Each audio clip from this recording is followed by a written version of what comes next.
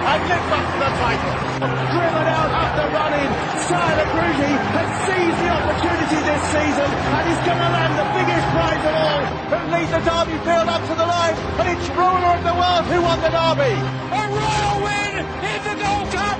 Esteban has done it. Esteban and Ryan Moore has won for Her Majesty the Queen. It's Monroe to win the National.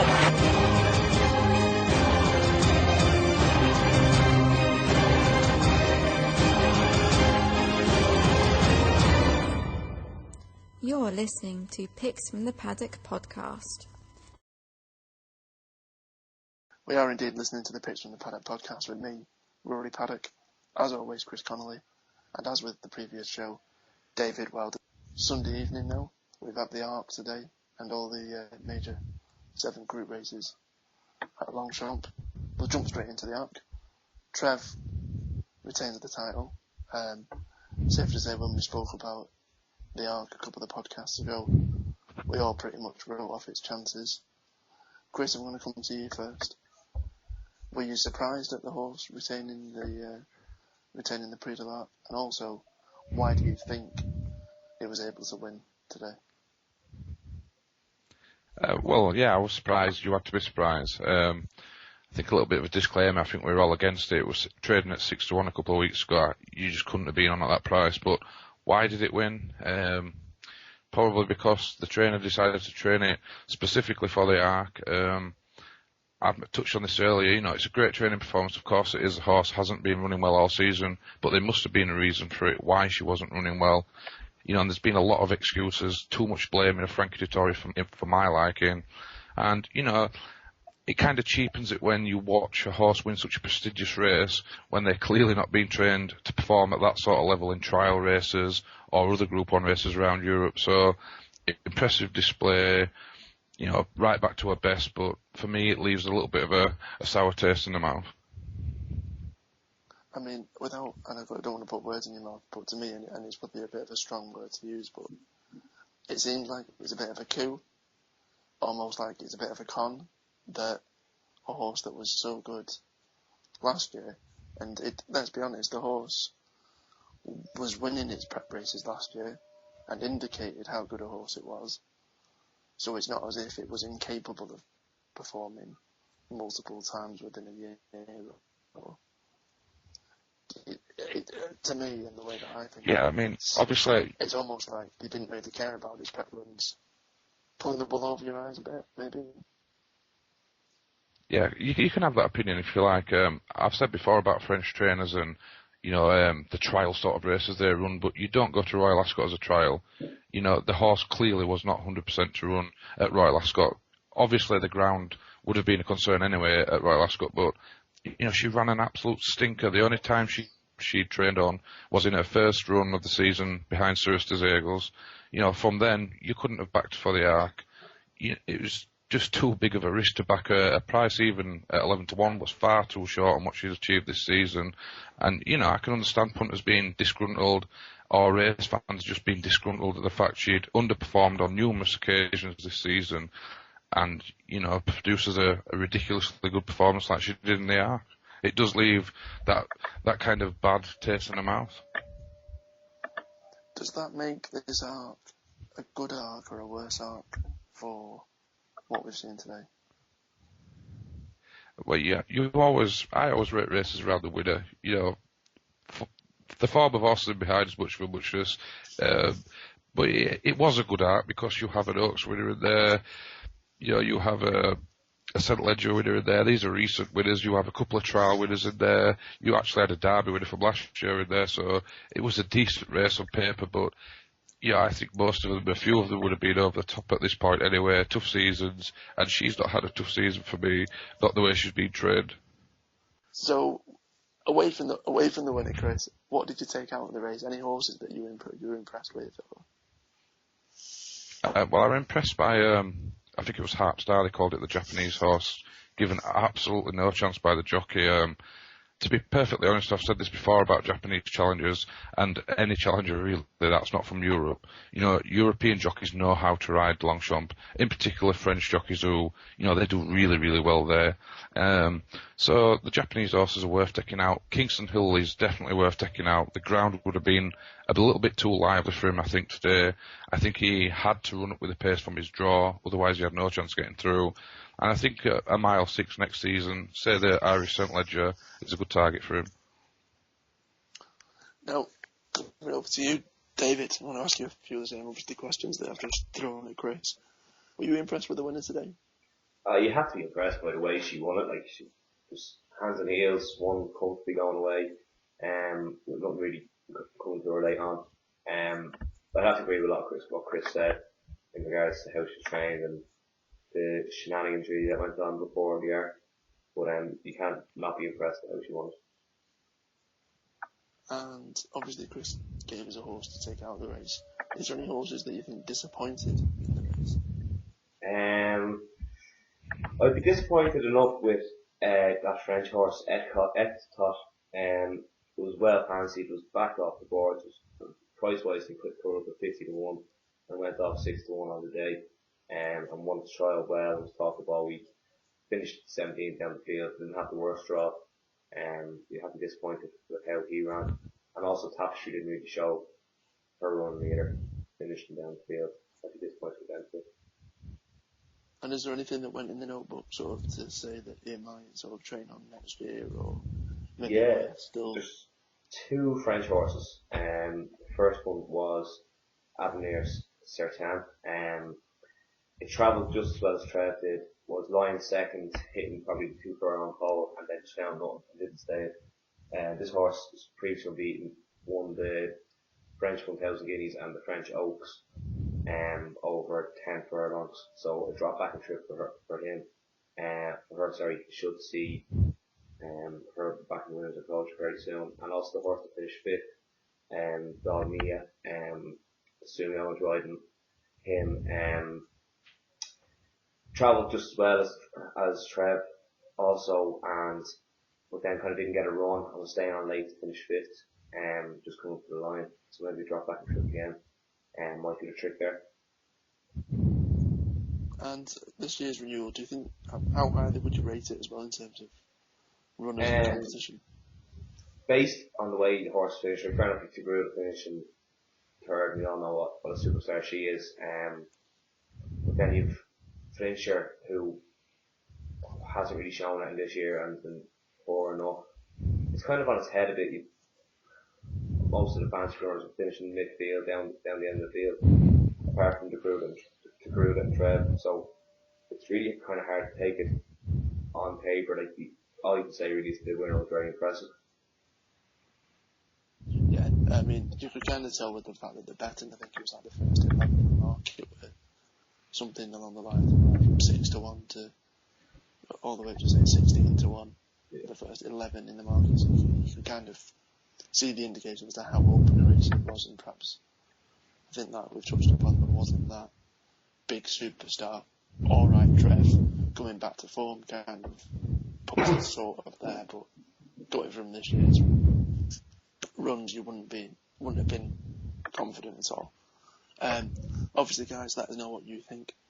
There was obviously more than just the Arc today. There were 6 other Group 1 races, and we'll be discussing them. You're listening to Picks from the Paddock podcast, sponsored by OLBG.com. First, obviously, the first group race today over in France at Longchamp was the just under 5 furlong sprint, the Lave. Soul Power went off. Short price favourite, I think, all over social media, every man and his dog had backed Soul Power.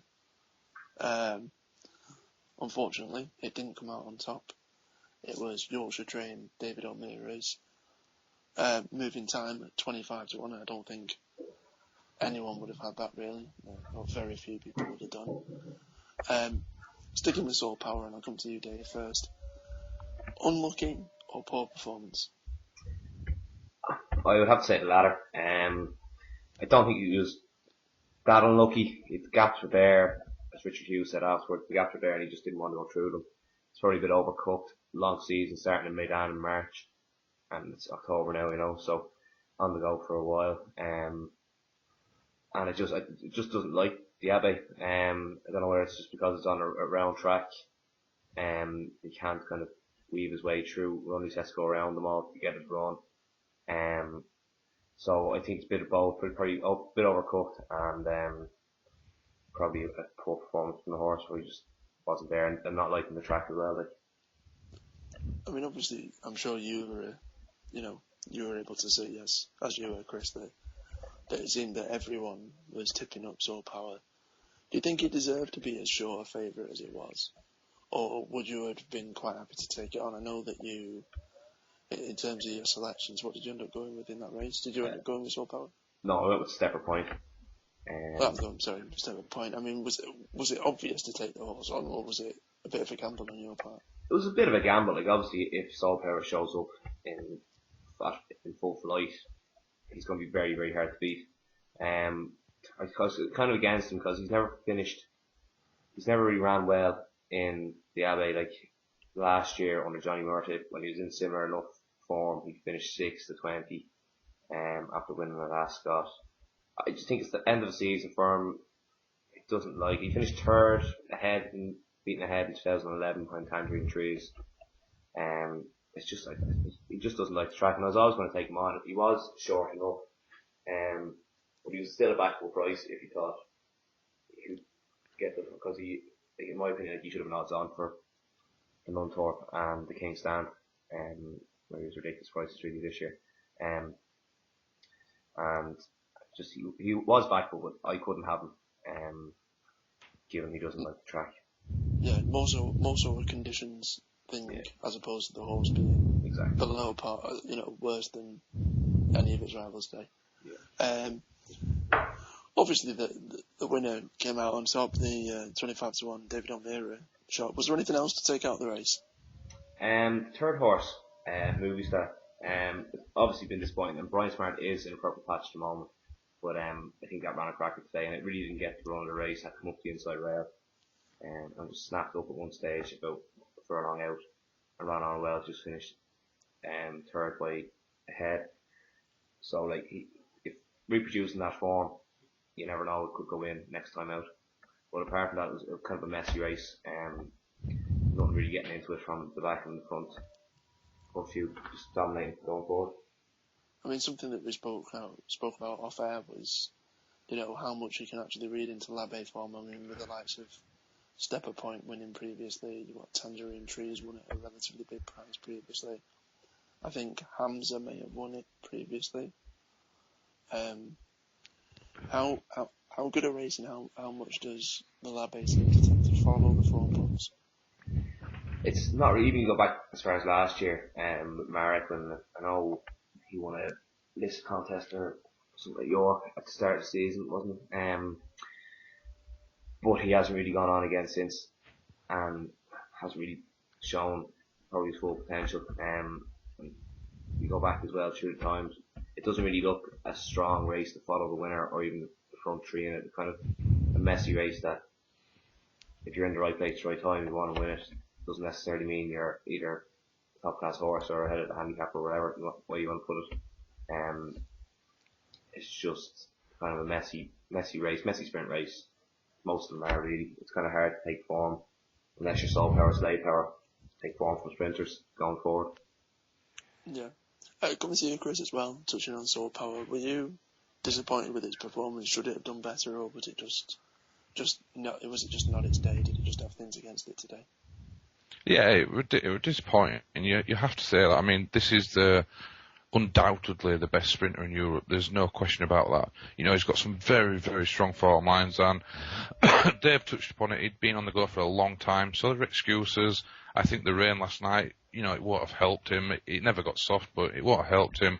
And I just think the track it's not one of the tracks where he's going to be able to let himself go properly. He likes wide, straight, expansive tracks, like Royal Ascot. They're places for him because, he's got a straight run at things. So I wouldn't be too worried with him, not running a great race. And he can throw a stinker in from time to time. But, long season, He's won most of his targets.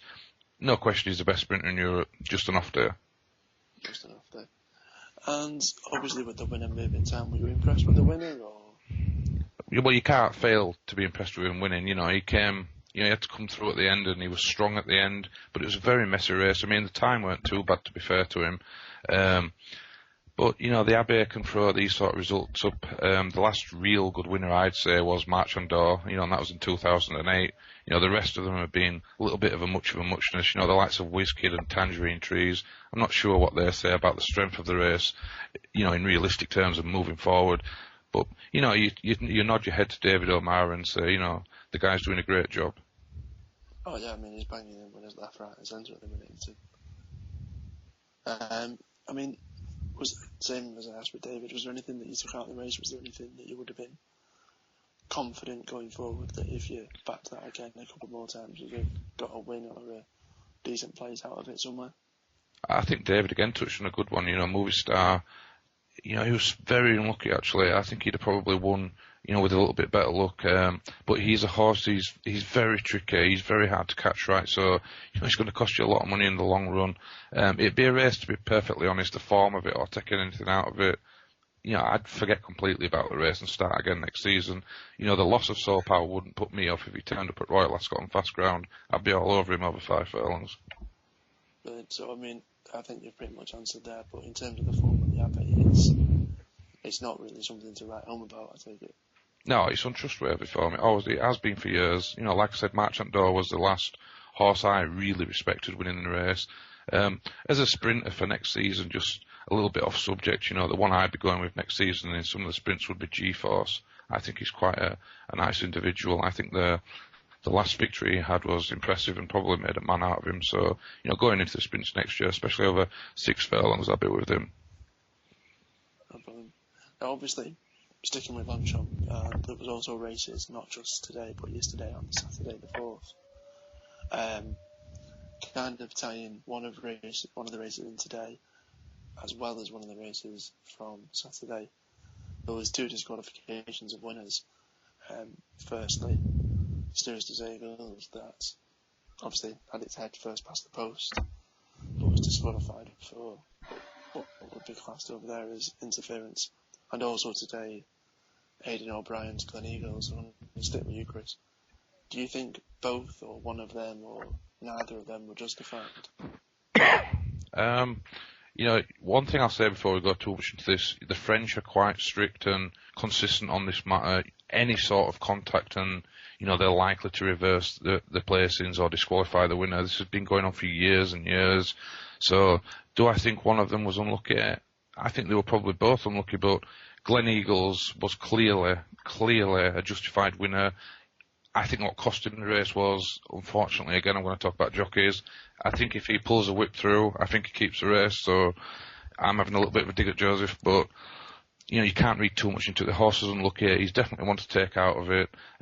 Cesarewitch, great horse. He wouldn't have had the run of the race, to be fair, and he was the best horse in the race, but going by their rules, he had to be disqualified. I don't agree with the placing him 5th. I think that was absolute nonsense, but, that's what the French do, and they are consistent on it, so you can't knock them too much. Yeah, I mean, to kind of throw my sort of 2 cents on this, the Gleneagles one, I think if Joseph brings his whip into his right hand, then even if the same thing happened and the horse was still to veer, I think he still keeps the race because the judges can see that he's made an effort to correct the horse. So therefore they know that Joseph's done everything he needed to do to try and prevent it, and then that nothing more could be done, and therefore that's that. However, he continued to hit the horse on the left-hand side, and 9 times out of 10, if you hit a horse down one side, it tends to move away from the whip. So in this case, if you're hitting the horse on the left-hand side, it's going to move to its right, and that's what it truly did. I don't think, even if the horses collided, it didn't sort of, touch or come together much. There would have been a difference in terms of placings, probably. Cesarewitch, I'm a little bit bitter about this because I tipped the horse up on Saturday. And I think, correct me if I'm wrong here, but the major interference wasn't necessarily the horse next to it was the horse behind it. Am I right in thinking that?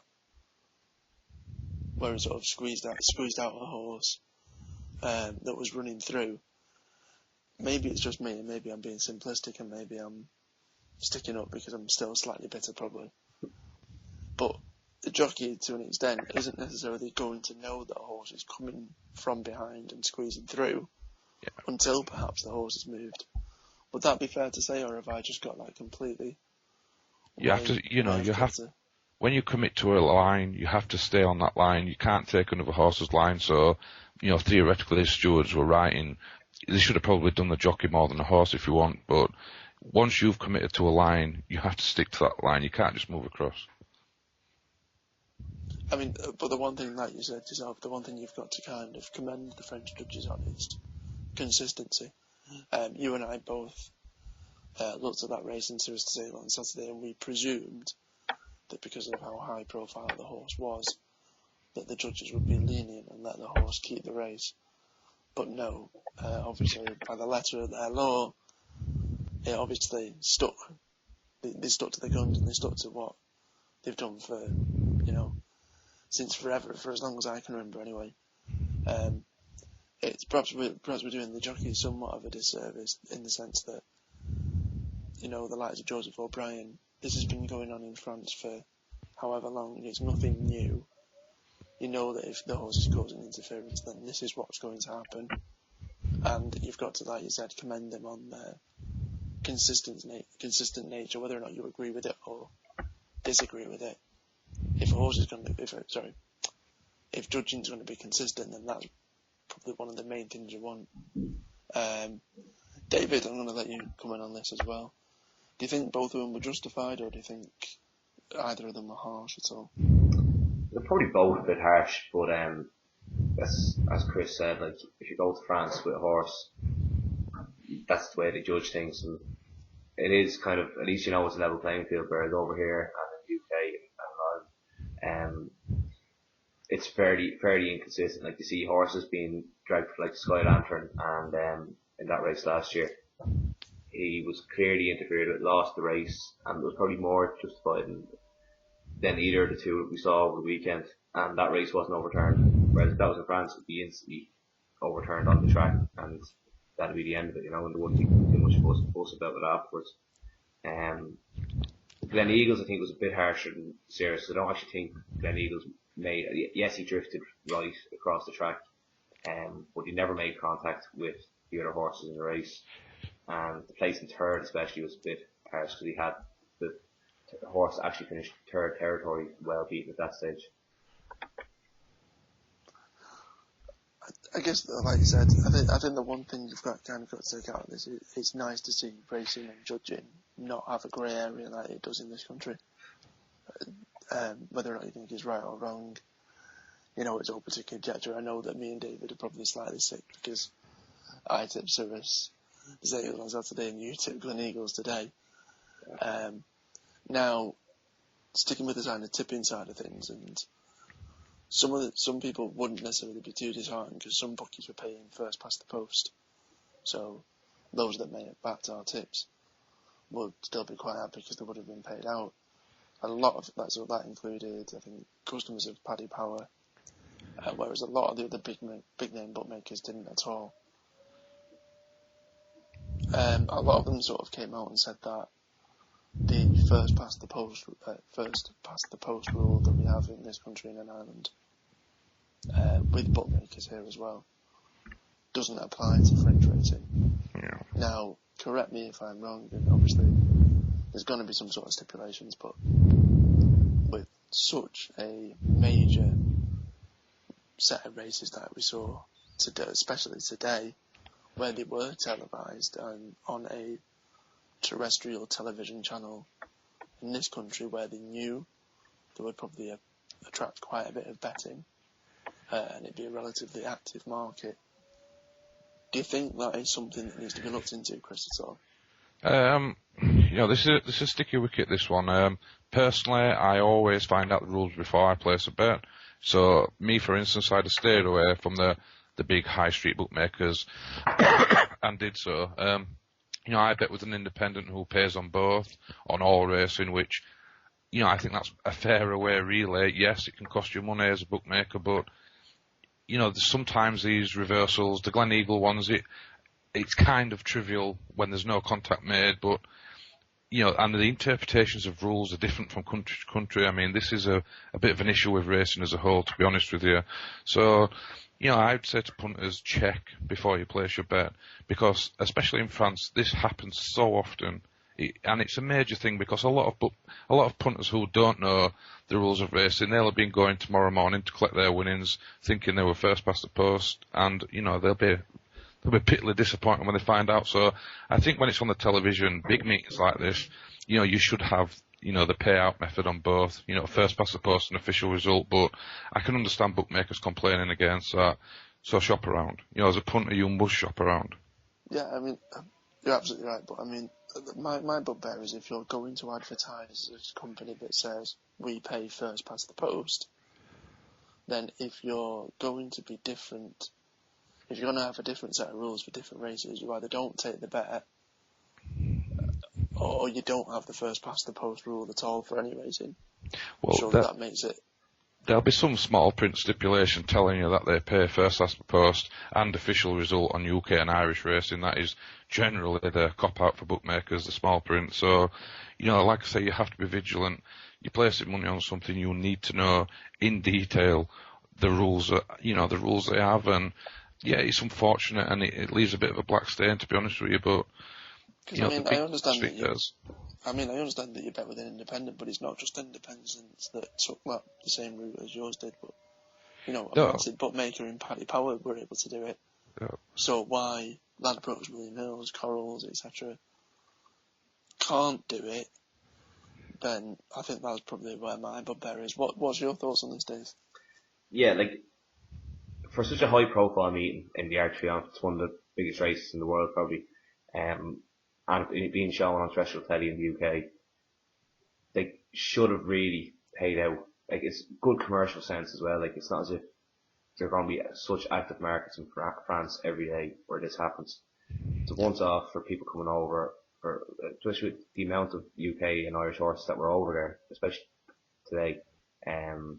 They probably really should have made an exception and paid out based on UK and Irish rules.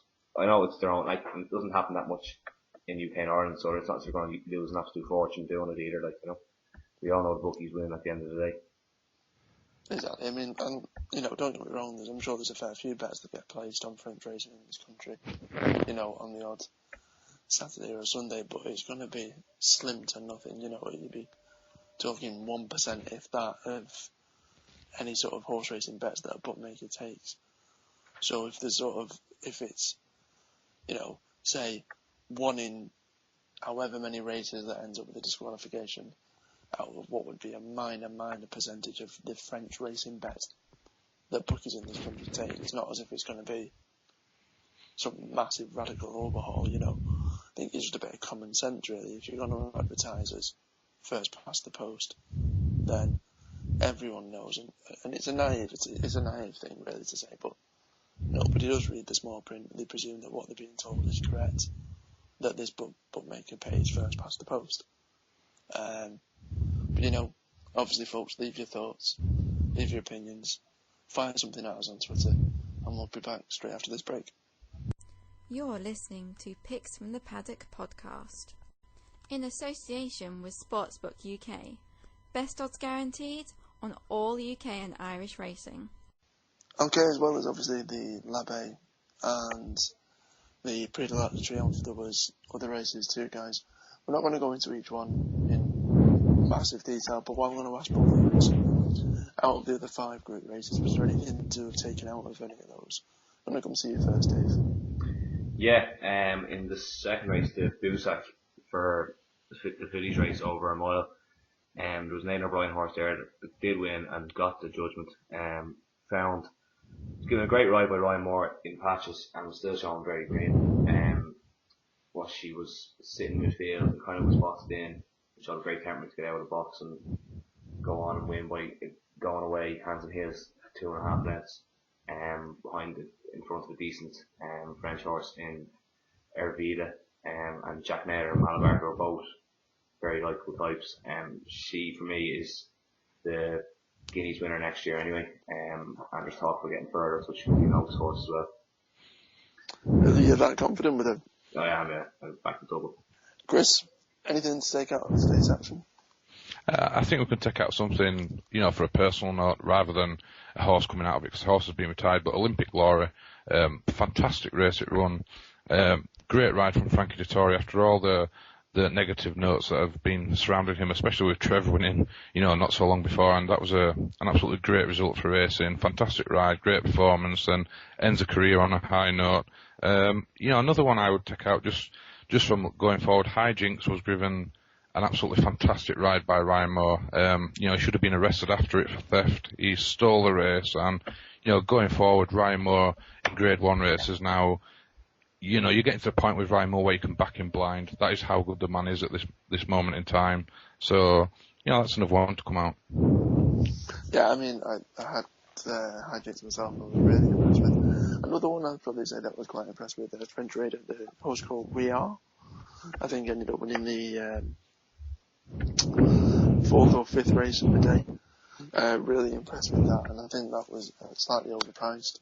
I know that you gave that as a selection as well, David, so hope our listeners were on that. Moving away from all the action that took place today over in France, earlier in the week we had the return of a jumping, let's be honest, a bit of a living legend in Sizing Europe. That came back with a bang and won quite impressively. What were your thoughts on that, Dave? It's very impressive. It's an excellent training performance by Henry de Bromhead as well. To bring a 12-year-old back, he's done everything in the game. Won a champion chase. Probably should have won a second, but was robbed by Finian's Rainbow. And to win that race for 4 years in a row. And even won last year, won the big champion chase at Punchestown Festival as well as an 11-year-old. Beating some good horses there. He's a superstar. There's not really much more you can say. Johnny Burke gave him a great ride. I would take the second horse going forward as well. The second horse lost his shoe and won Galway Plate, so it's obviously a progressive horse for Noel Meade. I think he's going to be going down Royal next time out. But Sizing Europe, I hope he makes it back to Cheltenham this year. They're taking race by race, but if he makes it back to Cheltenham, he can't find money on his back anyway. Chris, I know that you backed Sizing Europe last year at Cheltenham in the 2 mile chase. Do you think after this performance, I know you can't really tell him after just one race, but do you think the horse still has enough left in it to win a massive race like that? Maybe not necessarily at Cheltenham, but a Grade 1 chase. No, I mean, I love the horse. He's a grand horse. I've been backing him for a number of years at the Cheltenham Festival. He's an absolute warrior, but I would look for somewhere like Punchestown, come later on in the season for him. He may not quite have the legs against the elite 2 milers that the UK has to offer as well. But, it was a fantastic performance, and, I can only echo really what Davis said. Fantastic ride from Johnny Burke. There's a lot of pressure on his shoulders, taking over from Lynch, who'd been with the horse from the beginning of its career. So, great ride. The training performance, unbelievable. This is a horse that was talked about last year after Punchestown. There was talk of retiring the horse. Great decision not to. I think he's won now. His win percentage, I think, is 51%, which, that is some tremendous record for a horse who's raced, in so many Grade 1s like he has. Brilliant horse. Can't elaborate any further on how good he is. No. How much can you take from the race that he won? I mean, how good a race was it, do you think? I think the second's quite decent. I actually thought the second would turn him over in all honesty. I thought he'd have the legs on him at this stage. But, and he did lose a shoe the runner-up, so you want to be watching him especially, but it was still a good enough race, and, just to watch Sizing Europe win any sort of race is a great race for me. Now, staying in Ireland, and for those of you that are listening that got told of our 40 horses to follow for this upcoming jump season, it's still available. You can still jump online, register and get it sent to your email address for free. You also get email reminders as and when any of the 40 are scheduled to run.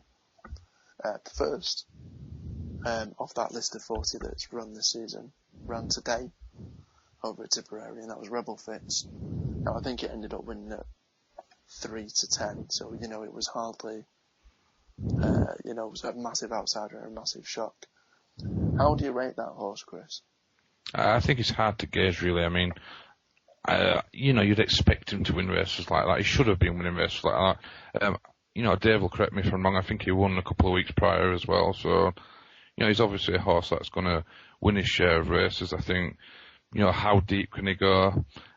I'm not looking at any major races for him, in all honesty. I think he will earn his keep. I think he will win races throughout the season, but, it's about placement and about levels.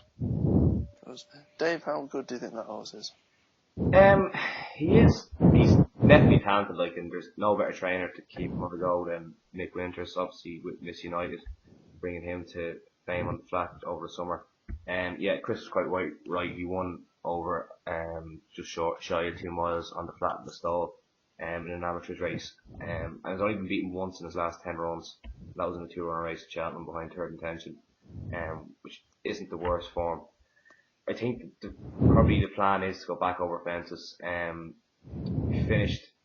He won a Grade 1 novice chase last year in the Powers Gold Cup at Fairy House, beating Bright New Dawn, Ballycasey and Modeltop. Only 2 finished that day, so it's again kind of hard to see. Ballycasey probably had him beaten that day when he fell to last, or the second last even. So I'm not sure where to go. Probably go chasing. He's probably rated a bit high at 155 to win a handicap. But you never know, he could pop up a go in next year in the play. Okay, I mean, it's certainly one to keep a note of and keep an eye on. Like I said, if you do want our 40 jumpers to follow, let us know. Jump on the website, www.picksfromthepaddock.co.uk. Click on a little icon on there and you'll be able to get it sent direct to your email. After the break, we'll be talking all things Cesarewitch, which is obviously coming up next Saturday, seeing whether or not we can pick out a few anti-post winners or good runners. Wanker. Keep rolling, Dave. Yeah. So obviously after the break, what we'll do is we won't be doing any of that. Take 12. Yep.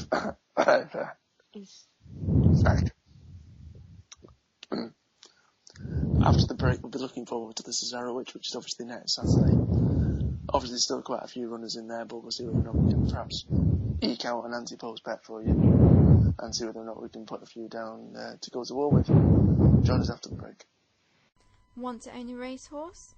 Pay as little as £10 a month and join Picks from the Paddock Racing Club. Get involved and own a winner.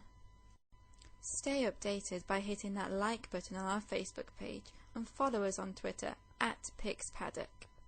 Yeah, welcome back. In the final part of the show, we're going to be looking at the Cesarewitch, which obviously next Saturday, which is the 11th of October. Massive runner field. I think we're talking about roughly 30 runners over 2 mile 2 furlongs over and run at Newmarket. Obviously, as it stands at the minute, there's still a fair amount of runners that are still left in the race. We're going to try and decipher it with a week to go. See if we can pick out a few anti-post horses to put in the notebook and hopefully grab us a few pennies next Saturday. Chris, I'm going to come to you first of all.